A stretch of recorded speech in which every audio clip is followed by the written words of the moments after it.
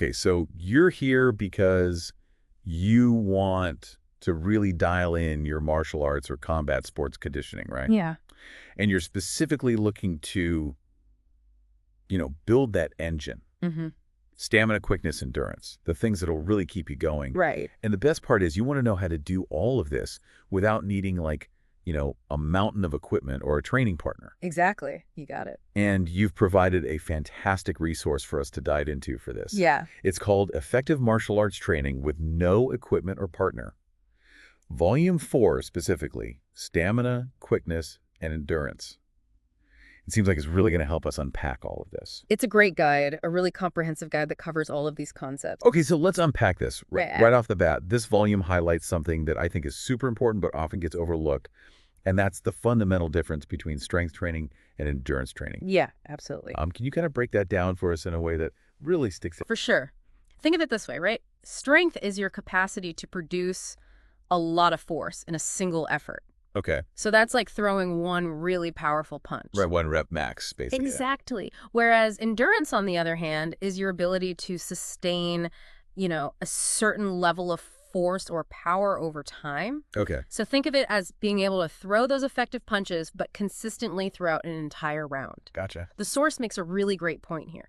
You can have incredible technique, you can have amazing mental toughness. Right. But if your gas tank empties in the middle of a fight or even a sparring session, It all goes out the window? none of it really matters. Your technique's going to fall apart. Your focus is going to vanish. Absolutely. It all falls apart. Yeah. Yeah, that makes total sense. Yeah. And it also mentions that, anything lasting beyond about 2 minutes generally leans more into that endurance work. Right. Which brings up kind of an interesting discussion about aerobic versus anaerobic Yeah. exercise. It sounds like both are crucial for anyone serious about martial arts. Yeah, precisely. Martial arts and combat sports are really unique in that they demand both.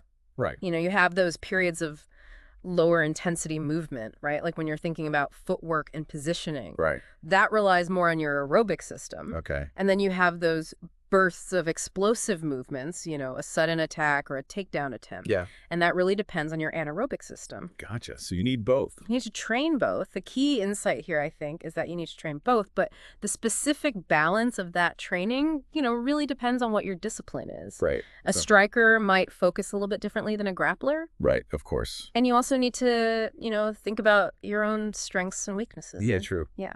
Okay, that brings us right into the discussion of interval training, and specifically something that's super popular these days, and that's HIT, high-intensity interval training. Yeah. Feels like everyone's talking about HIIT these days. It's everywhere. So what does this source tell us about how martial artists should be thinking about HIIT? Yeah, so the source definitely validates HIIT as a really valuable tool for martial artists. Okay. And its popularity is understandable given the benefits, right? At its core, interval training is simply alternating periods of harder work with periods of easier work or even rest. Okay. In this deep dive, though, we're specifically looking at how it can build that lasting endurance. Right.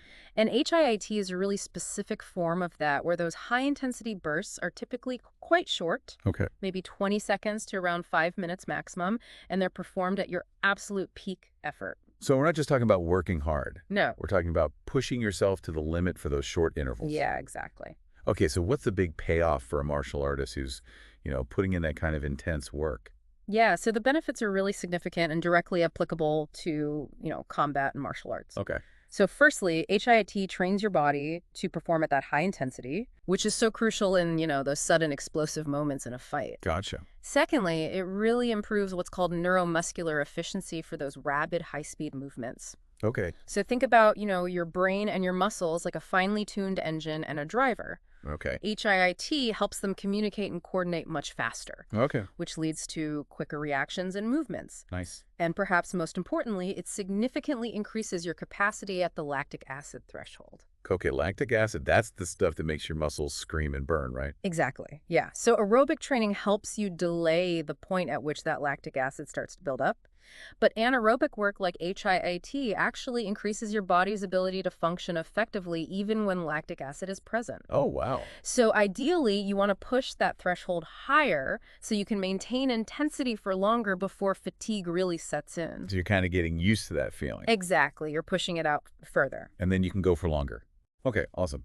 Now, the source provides some very specific advice on actually doing running-based HIAT, Mm. even suggesting doing it uphill or on stairs. Mm-hmm. Why the incline? Yeah, so there's a couple of really smart reasons for that. Okay, Running uphill or on stairs naturally increases the intensity very quickly. right? So you get more bang for your buck in a shorter amount of time. I like that.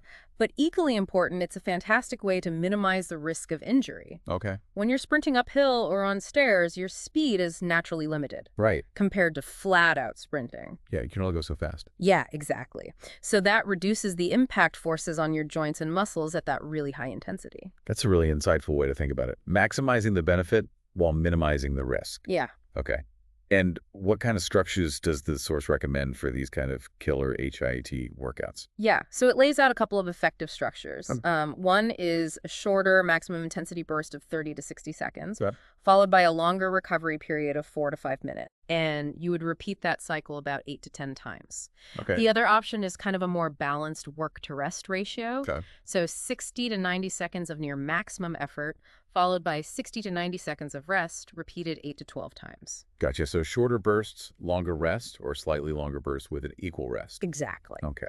And what if you're tackling a hill or a set of stairs and you can't quite nail those specific sprint durations? Yeah, good question.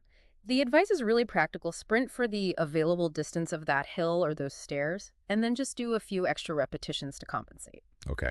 The key is to listen to your body and not push beyond around 12 total repetitions. Okay. And crucially, if you notice your speed dropping off significantly, it's time to stop the high intensity part of that interval. Okay.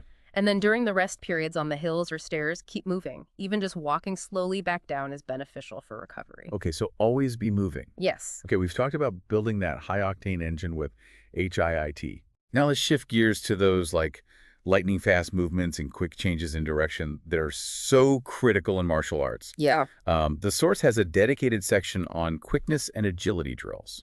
it does. What can we learn from this section? Yeah. So the first thing it really emphasizes is the distinction between these drills and the exercises aimed at developing explosive power or anaerobic conditioning. Okay, So quickness and agility drills involve no added weight or resistance. okay, And they're all about moving at the absolute fastest speed possible. gotcha.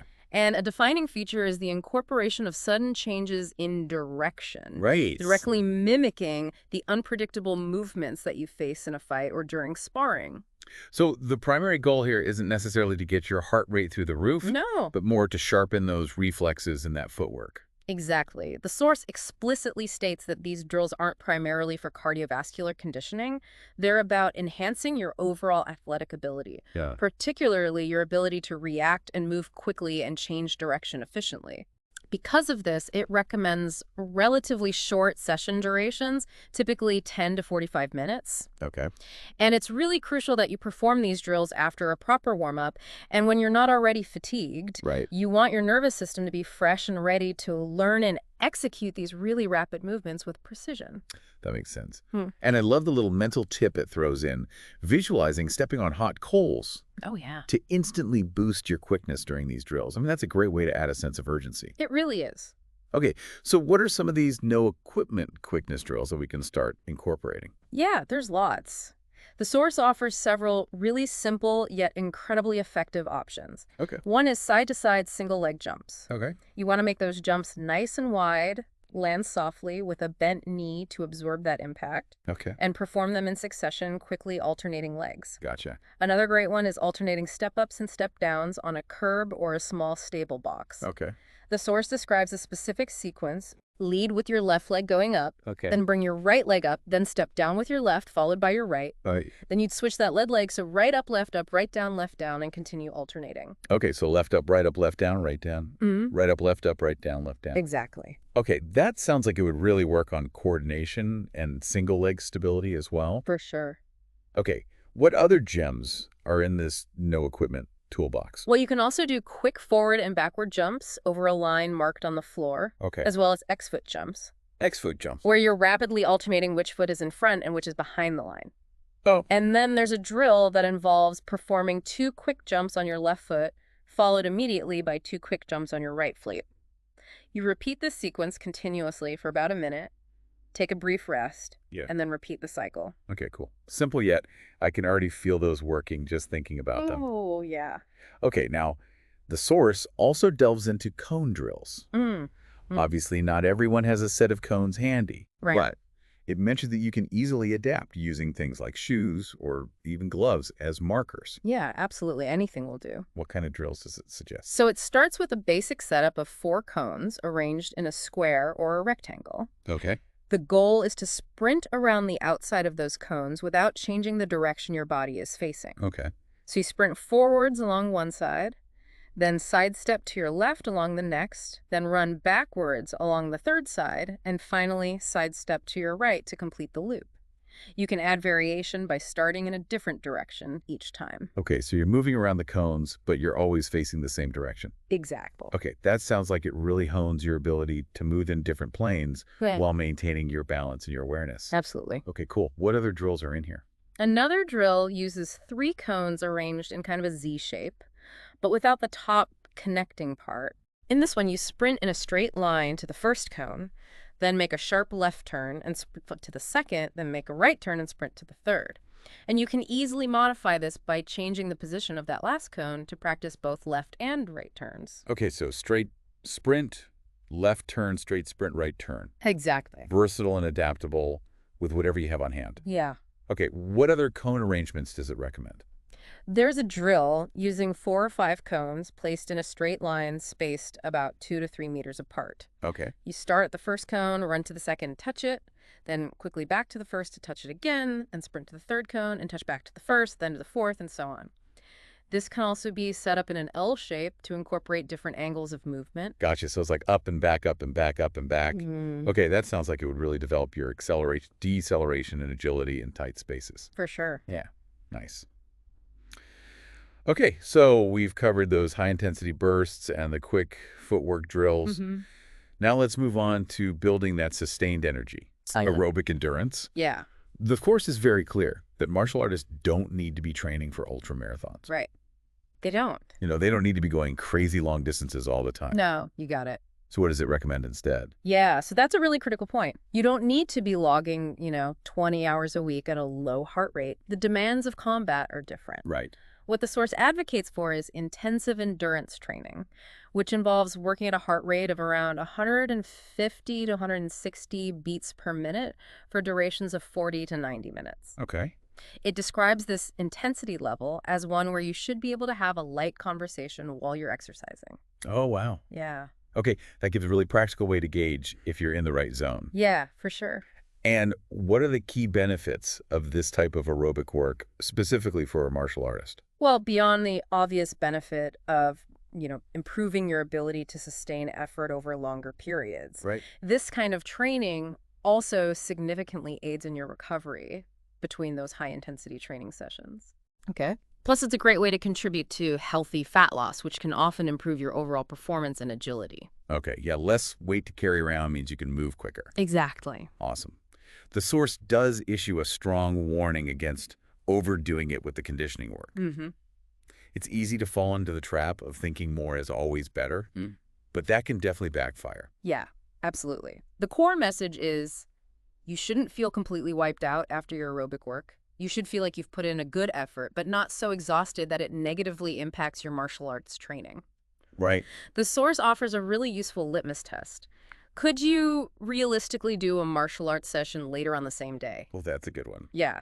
If the answer is consistently no, you're likely pushing your aerobic conditioning too hard. Yeah, you're going too far. Exactly. Okay, so it's about finding that sweet spot where you're challenging yourself enough to improve, but not digging yourself into an overtraining hole. Exactly. Okay, now what kind of activities fall under this umbrella of intensive endurance training? Yeah, there's lots of options that are really diverse and accessible.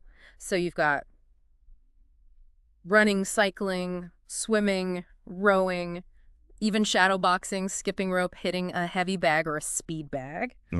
The source actually encourages you to mix it up Right. to prevent boredom and to work different muscle groups.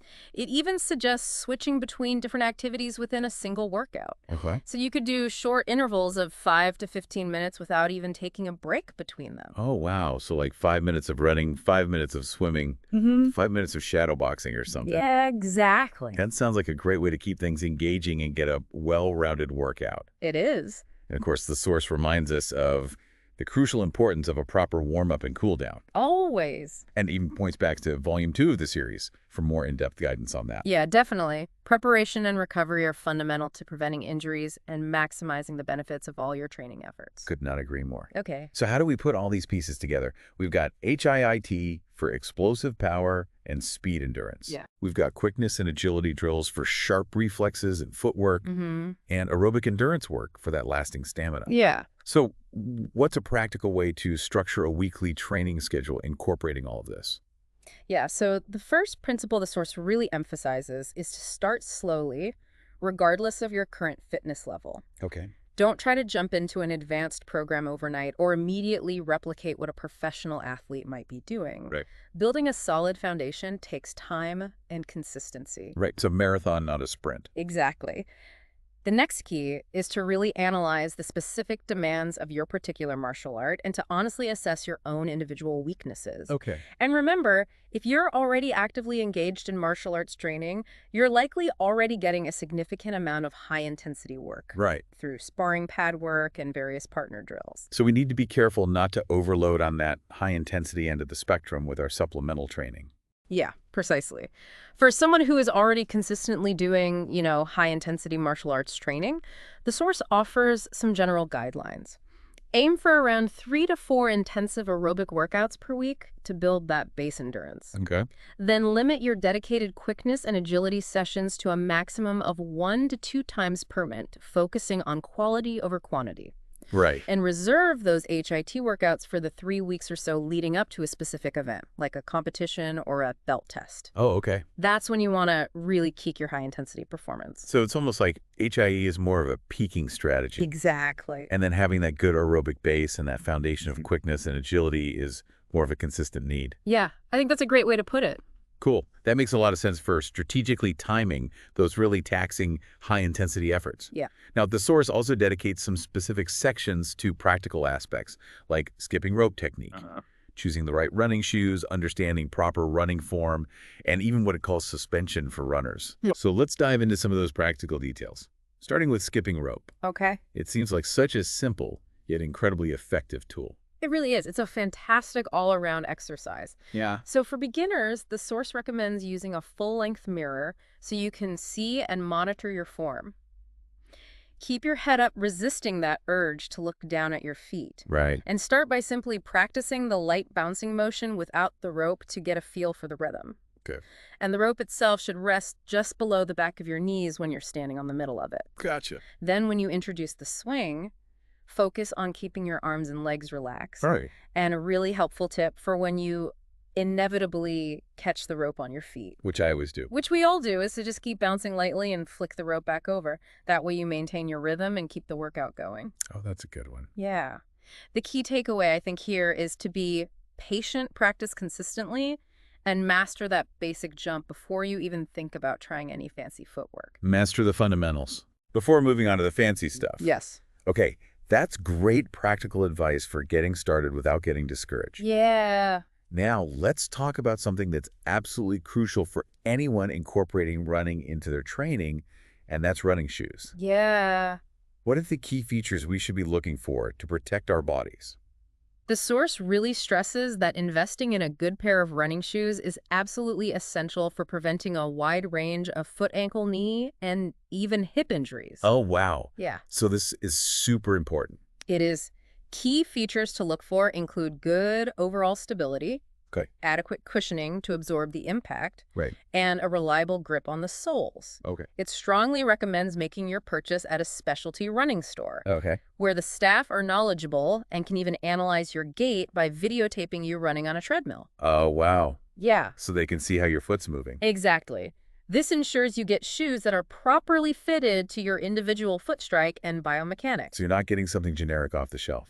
No, you're getting something that's specifically for you. That's amazing. Yeah. Okay, what else does it say about shoes? They also advise buying seamless running socks to prevent blisters Okay. and initially alternating between your new shoes and an older pair to break them in gradually. Well, that's a good idea. Yeah, and avoid any sudden discomfort. I never thought about that. Yeah, and then just a simple but often overlooked tip, always fully untie your shoelaces before you take your shoes off, Oh, yeah? just to maintain their shape and support. Okay, good to know. That gait analysis sounds like an incredibly valuable step that many people probably skip. Yeah, for sure. They just go to the store and they're like, oh, these look cool. I'll buy these. Yeah, but it can really make a huge difference. Absolutely. Oh. Okay, what about running clothing? Do we need to invest in all the high-tech moisture-wicking gear? So while specialized running clothing can certainly enhance your comfort and performance, Right. the source does point out that comfortable, breathable fitness or jogging attire is perfectly adequate for most people. It does, however, specifically recommend investing in higher quality supportive underwear and a well-fitting sports bra for women. Okay, so there are some considerations. Yeah. Awesome. Those are practical considerations that can make a huge difference in comfort and preventing chafing. Absolutely. Okay, now let's delve into running style and form. Okay. The source mentions that while the human body is naturally designed for running, poor habits can easily lead to problems down the line. Yeah. So what are some of the key pointers for developing good running technique? Yeah, so posture is absolutely fundamental.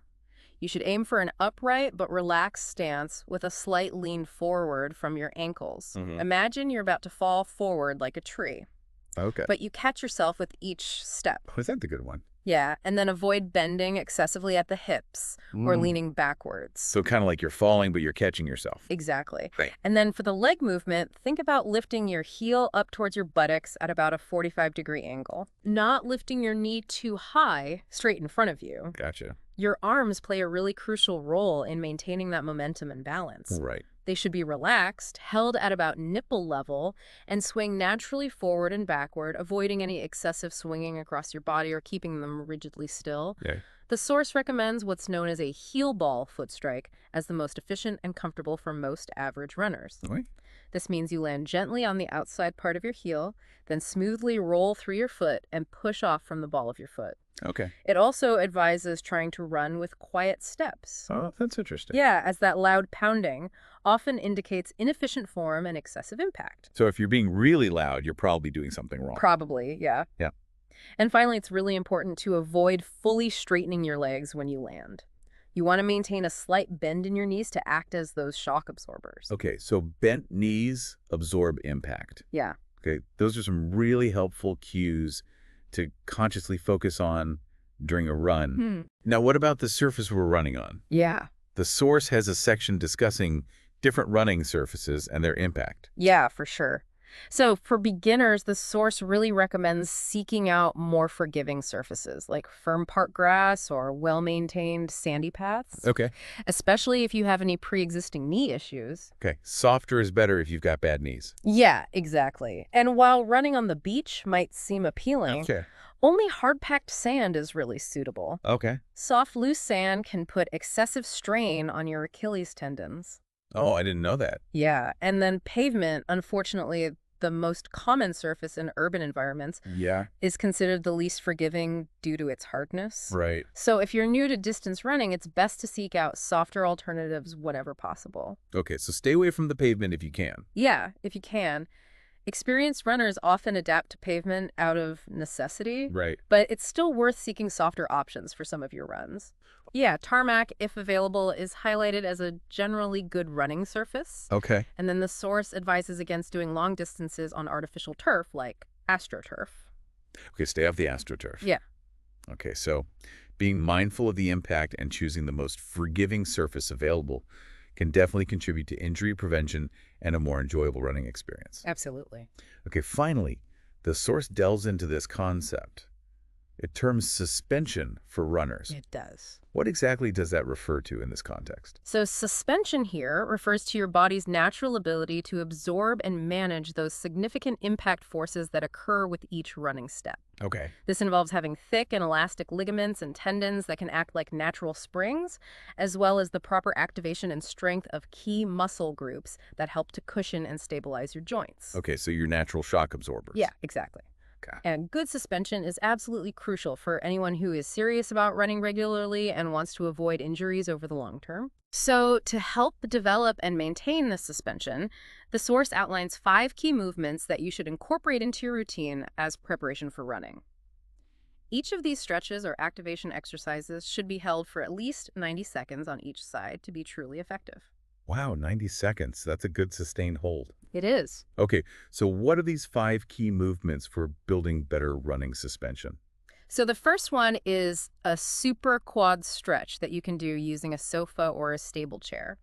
The key is to maintain a neutral spine and engage your abdominal muscles slightly while you're stretching your quadriceps. Okay, so it's kind of like an active stretch. Exactly. The second one focuses on improving glute flexibility and pelvic symmetry using a table or a similar elevated surface. Okay. This involves a series of specific leaning postures in different directions, with one knee bent and then with the foot placed on the table, as well as a final variation where you place your hand on the inside of your bent knee and gently lean away. Okay, lots of different variations. Yeah. And then the third movement is aimed at gently repositioning the pelvis. And it's done on all fours.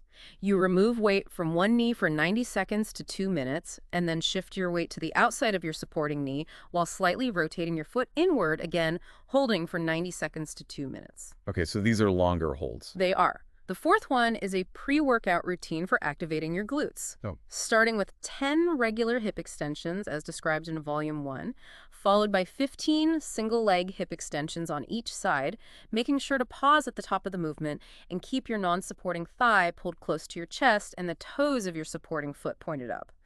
The source even suggests retesting your regular hip extension after this activation to see if you can achieve a greater range of motion. Wow, that's pretty cool. It is, yeah. And then the final movement is focused on strengthening your feet and ankles. So barefoot jogging on a natural grass surface for about 30 minutes 3 times a week in a safe area where you can cover some distance. Okay, barefoot jogging. Interesting. Okay, so that's a really comprehensive and actionable approach to preparing the body for the demands of running and building that crucial suspension. It is. It's so clear that this 4th volume of effective martial arts training with no equipment or partner is packed with practical, no-nonsense advice for anyone looking to enhance their stamina, their quickness, and their endurance for martial arts. Yeah, absolutely.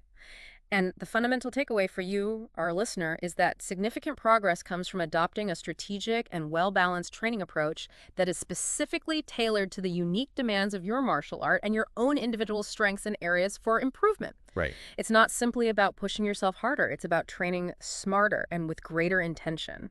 Couldn't agree more. And it's so vital to pay attention to your body's signals. Start gradually and progressively and consistently apply these principles over time to see those real results. So here's a final thought for you to really chew on. Okay. Considering the specific blend of aerobic and anaerobic demands inherent in your particular martial art, what specific adjustments might you now consider making to your supplemental training regimen to become even more effective and well-rounded? That's a great question. We highly encourage you to explore the other volumes in this series, Yeah. the Effective Martial Arts Training with No Equipment or Partner series, for an even deeper and more comprehensive understanding of your training journey. Absolutely. I hope this has been helpful. I hope so too. Thanks for listening. Thanks for having me.